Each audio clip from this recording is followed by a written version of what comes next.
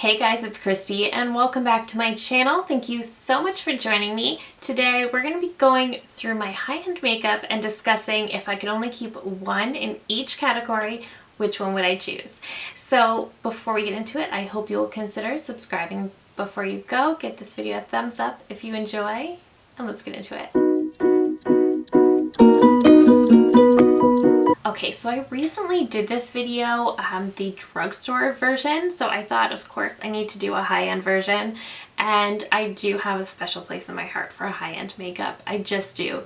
So this one was definitely a little bit harder, but let's just jump right into it. For primer, I chose the Dior Backstage Face and Body Primer.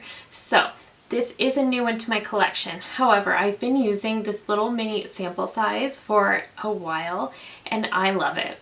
It really just does what I want in a primer. It illuminates and it gives the skin like a really healthy radiance while also blurring pores. Just kind of blurring everything out, and it just really perfects your base. So I really do enjoy this one. I think this is phenomenal. I have a lot of high-end primers that are very geared toward either making the skin glowy or making the skin or blurring pores, whereas this one just does both, so it makes the very most sense that this would be the one I would keep forever. Okay, foundation. You probably all know what I'm going to say. It's the NARS Light Reflecting Foundation. Again, this is one discovered this year. This launched, I believe, in January or February. This is such a phenomenal foundation. This blends out like a dream. It looks so beautiful, so skin-like, while also leaving a healthy radiance. It lasts all day long. I love this foundation. This is the one I want to reach for every single day. I just love this. Okay, concealer, also not going to be a surprise. It would be the One Size Turn Up the Base Butter Silk Concealer. I just love this. This hides everything.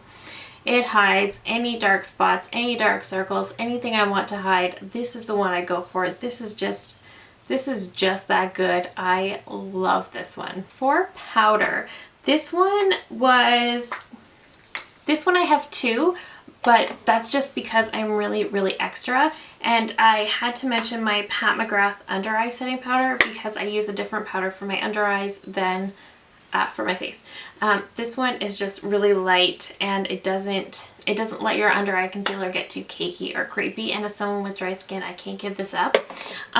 But for all over the face, it has to be the Kosas Cloud Set. This is absolute powder gold. I do not normally love baked products, so I wasn't 100% sure, but after hearing Jamie Page rave about this one, and then Kelly Gooch was raving about it, I knew I had to try it, and I'm so glad I did. This is my all-time favorite powder. This really takes any of the tackiness down while also sort of correcting anything, any glitches. I don't know if that's the right word, but any sort of glitches in the foundation, if the foundation's just not behaving, this can really help make it look okay. I love this.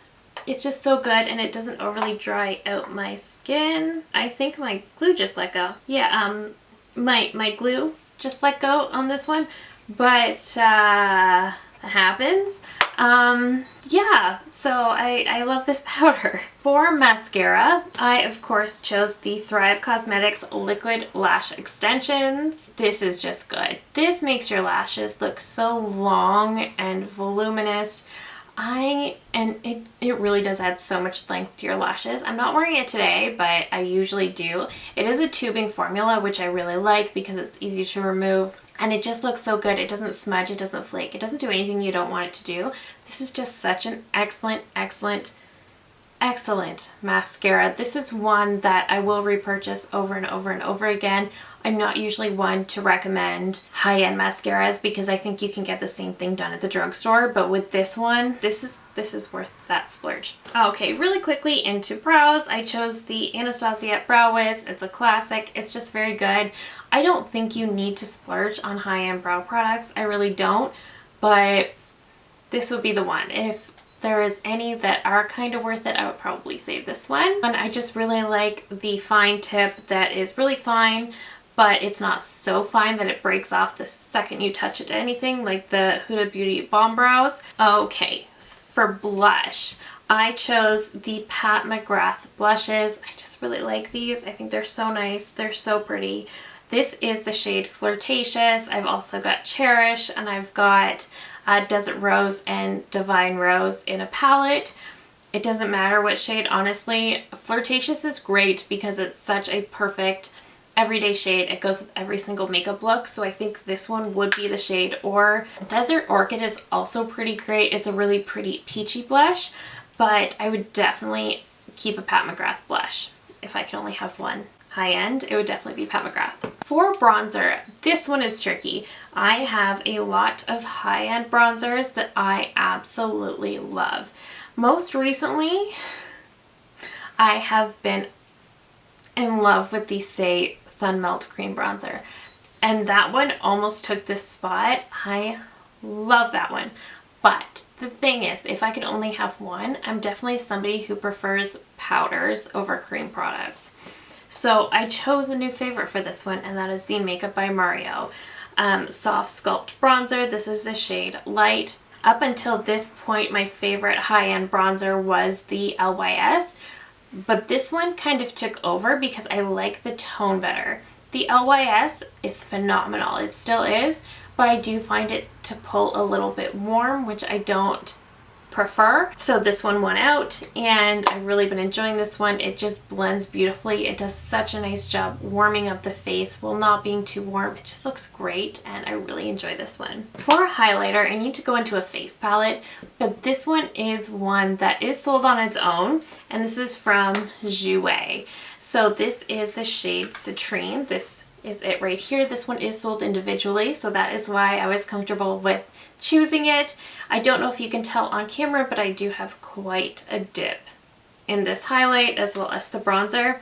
I love this palette in general, but Citrine is just that beautiful, beautiful glow from within highlight. It does have a bit of a sparkle to it, but nothing too aggressive, nothing that's too much. It reminds me a lot of my beloved Revlon Skin Lights, which I also love very, very much. So it doesn't surprise me that this is a favorite. I honestly wanted to say the Charlotte Tilbury, the one that comes in her Film Star Bronze and Glow, and I still do think that is a favorite of mine.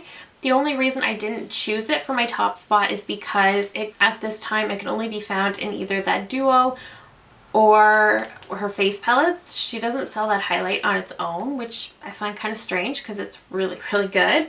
But so if I had to choose one that can only be found on its own, it would be Citrine. Favorite high-end setting spray, I have raved about this one so much. It is the Charlotte Tilbury Airbrush Flawless Setting Spray. This one's just good. This one is a wonderful, wonderful hybrid between the Urban Decay All Nighter and the MAC Fix Plus. You get the hydration from the MAC with the lasting power of the Urban Decay, and it's in one bottle. It's one product. It's excellent. It does have a slight fragrance to it, but nothing that's too aggressive. The mister is great on this one. This is just a really, really amazing setting spray. This is an all-time favorite. I'm not somebody who has a ton of setting sprays to begin with, but I am trying to use up my other ones just so I can just have this. Okay, lip liner. That is definitely my Lawless Forget the Filler Definer Liner.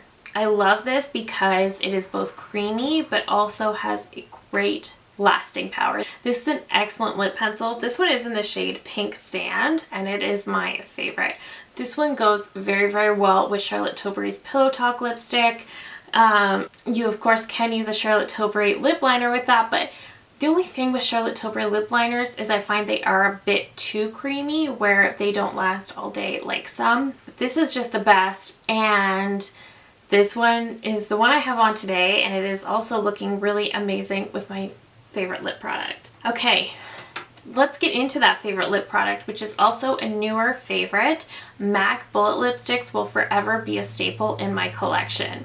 Natasha Denona, I Need a Nude in the shade Amorosa is also a favorite. Patrick Ta's lip formula is wonderful.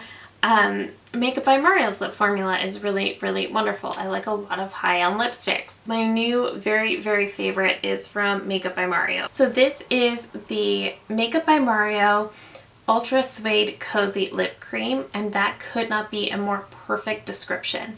This really is very comfortable. It has that Definitely that very cozy suede feel. It's so comfortable on the lips. It doesn't feel at all drying, and it just feels so comfortable. It feels like you have nothing on the lips almost. I do have the shade Almost Bare, which is very similar in shade to Charlotte Tilbury's Pillow Talk, and it's a really great My Lips But Better shade. This is going to go with everything, so I would absolutely want this, but while this is also very, very comfortable and it goes with everything, it's also very long wearing. So I love this. This is a phenomenal, phenomenal lip product. This is one that I wanted to pick up during the sale, and I almost didn't because I really don't need more lip products. But I decided I was just going to do it. I did it, and I'm so glad I did. Okay, favorite lip gloss, definitely the Tower 28. Not at all sticky, not at all too much. It doesn't do that sticky thing between the lips. It's just very comfortable, very thin formula. Love this. And my camera's about to die, but if I can only keep one palette, it would be the Natasha Denona Metropolis. This is my very favorite eyeshadow formula, and this is the largest palette I have, so it definitely gives me the very most range. I can stick with my browns, my golds, I can go into some green, I can go a little bit more pinky if I want to, I can throw in a pop of blue if I want to. This gives me the most options, so if I could only have one high-end palette, this would probably be the best. And that is it. Those are, if I could only keep one product in each category from all of my high-end brands, those are what I would choose. Let me know in the comments what you would choose if you had to. But yes, thank you so very much for watching. If you're new here, I hope you'll consider subscribing before you go. I do upload at least 3 new videos every single week. And again, that's it for me today. Thank you again so very much for watching, and I will see you in my next one. Bye!